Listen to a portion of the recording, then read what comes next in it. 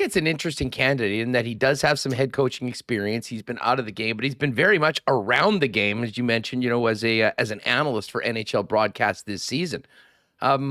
What's attractive about Rick Tocchet when you think about him as a head coaching candidate to come in this particular situation? Why do you think he might be near the top of the list? Yeah, so for me, Rick Tocchet's time, again, you can look at his time in Tampa and Arizona as a head coach, and it didn't go as well, but I would say the rosters at both those situations, and specifically at times the goaltending weren't great for him. I think it's his work with the Pittsburgh Penguins that has a lot of people excited about Rick Tocchet and what he could do with the roster, especially a roster like the Jets that has Connor Hellebuck as the stabilizing force in net.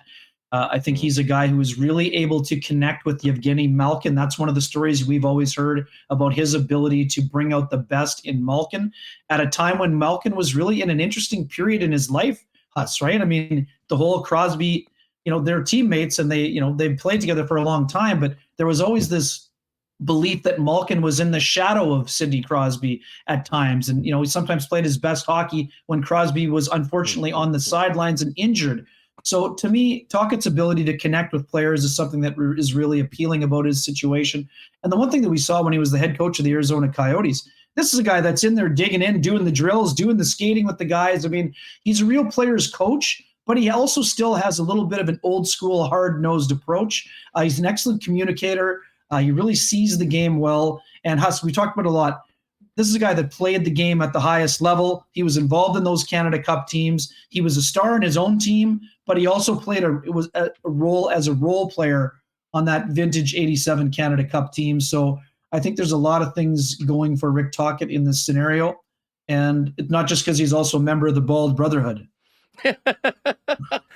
Well, being part of the Brotherhood notwithstanding, we've spent plenty of times talking about what ailed this club last year and some of the issues that they had more internally.